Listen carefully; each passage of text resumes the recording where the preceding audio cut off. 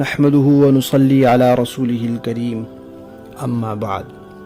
تجویدی قرآن پاک کا صفحہ نمبر 398، 22واں پارہ، سورہ یاسین، پہلا رکوع، آیت نمبر 11 اور 12۔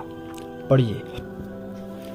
اعوذ باللہ من الشیطان الرجیم،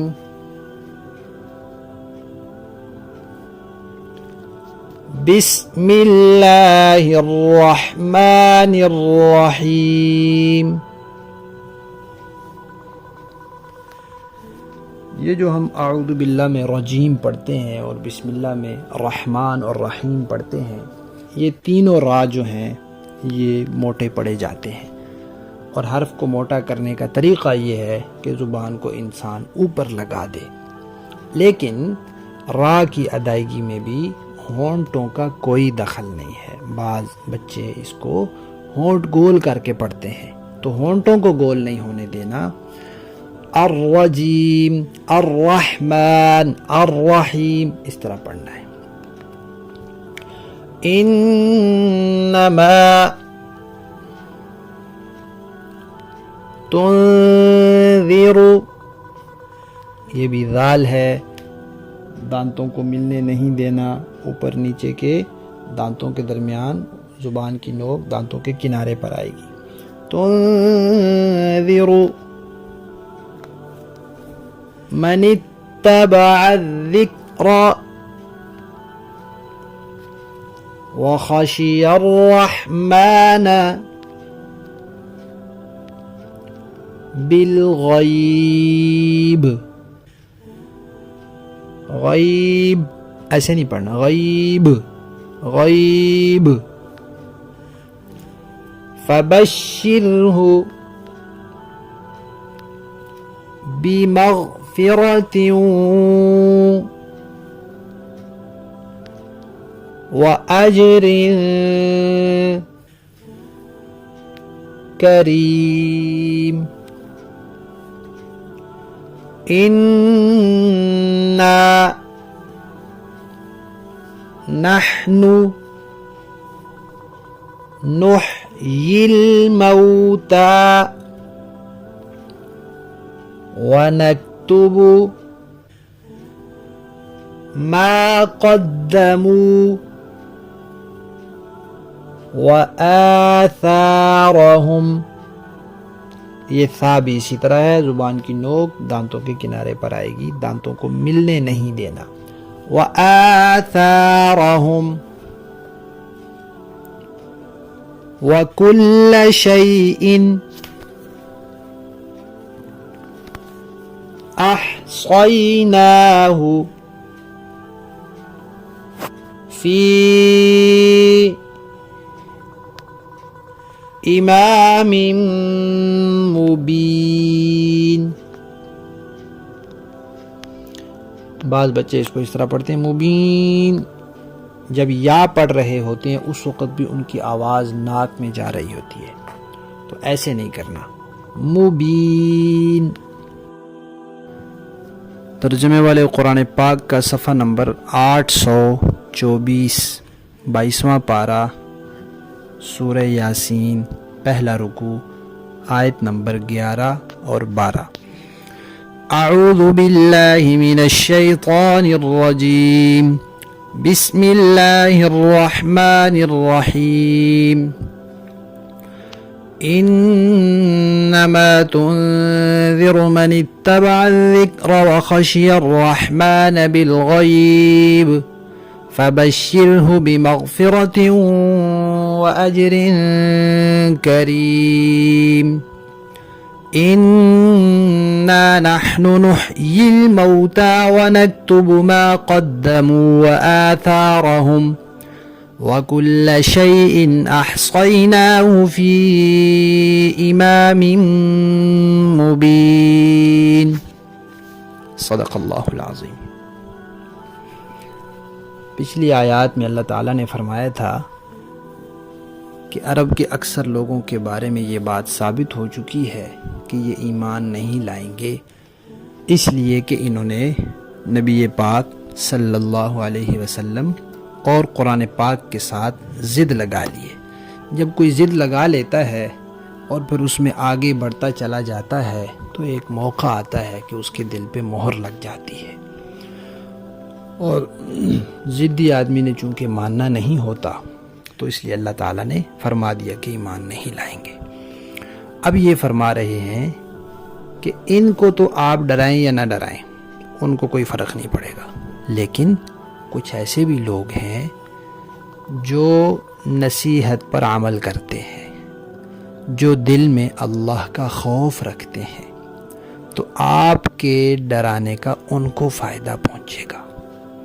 جو لوگ یہ چاہتے ہیں کہ اللہ کی طرف سے، ہمارے رب کی طرف سے، ہمارے پروردگار کی طرف سے کوئی نصیحت آئے، ہم اس پر عمل کریں، تو جو نصیحت پر چلتے ہیں، اس کی پیروی کرتے ہیں اور اللہ کا خوف دل میں رکھتے ہیں، انہوں نے اللہ کو دیکھا تو نہیں ہے، بن دیکھے اللہ کا خوف دل میں رکھتے ہیں، ایسے لوگوں کو آپ کا ڈرانا فائدہ پہنچاتا ہے۔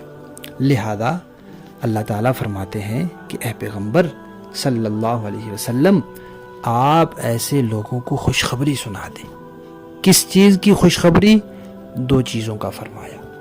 ایک یہ کہ ان کی بخشش ہے، ان کی مغفرت ہوگی، یعنی انسان ہونے کے ناطے کمیاں، کوتاہیاں، خطائیں، غلطیاں، گناہ انسان سے ہوتے رہتے ہیں۔ انبیاء کرام معصوم ہیں، ان سے کوئی گناہ نہیں ہوتا، صحابہ کرام محفوظ ہیں، باقی بعد والے انسانوں کی تو کوئی ضمانت نہیں ہے، اس لیے انسان کو توبہ استغفار کرتے رہنا چاہیے۔ تو فرمایا ان کو خوشخبری سنا دیں کہ ان کے لیے مغفرت ہے، اور دوسری خوشخبری کیا ہے کہ انہوں نے جو نیکیاں کی ہیں ان نیکیوں پر ان کے لیے بڑا اچھا اجر ہے۔ اب یہ سوال پیدا ہوا کہ یہ اجر ملے گا کہاں؟ تو فرمایا کہ ایک اگلی زندگی آئے گی، یہ زندگی، اس زندگی کا وقت انسان کا پورا ہو جائے گا، فوت ہو جائے گا، چلا جائے گا، اگلی زندگی آئے گی، اس زندگی میں پھر اس کو یہ اجر ملے گا۔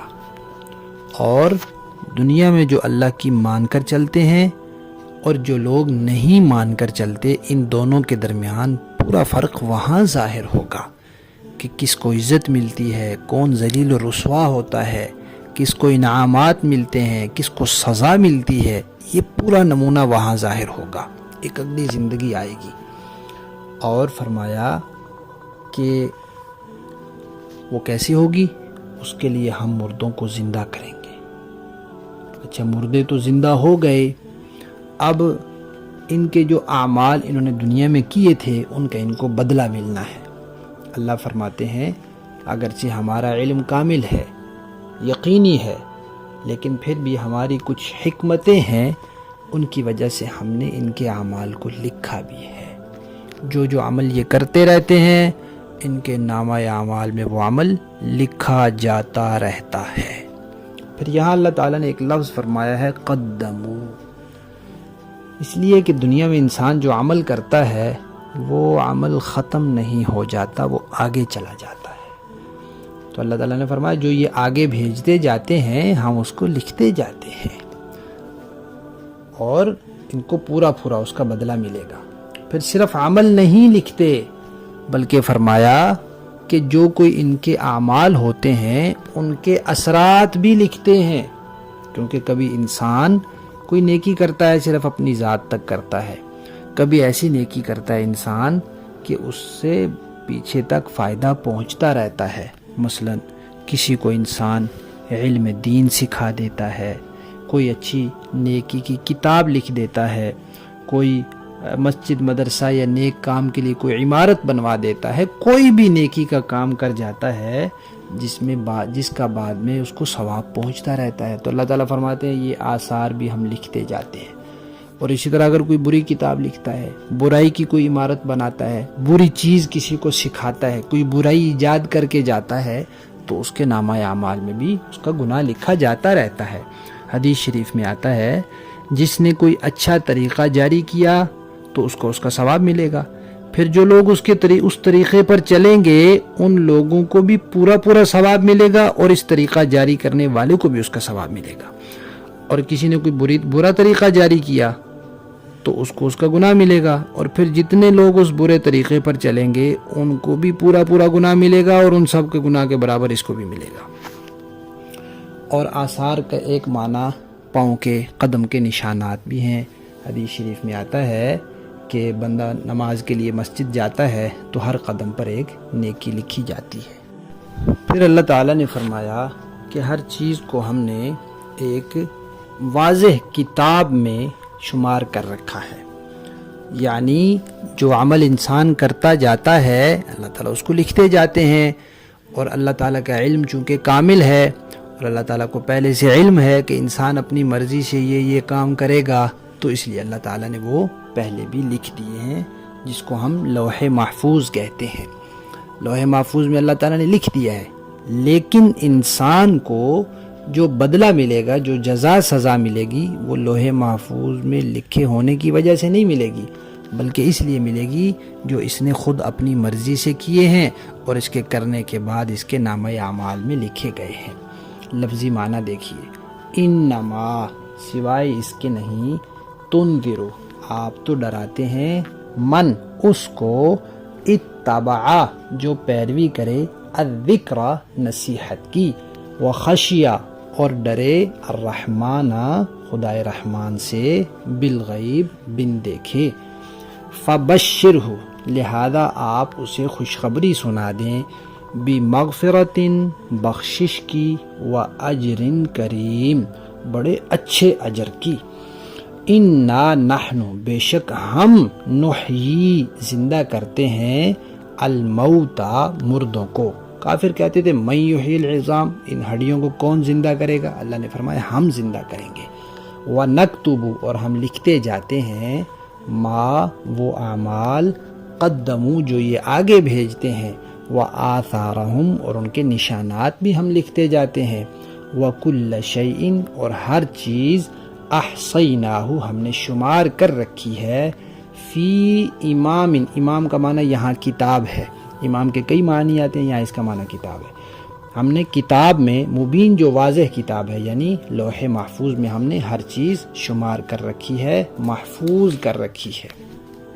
با محاورہ دیکھیں، انما تنذر من اتبع الذکر وخشی الرحمن بالغیب فبشرہ بمغفرۃ واجر کریم۔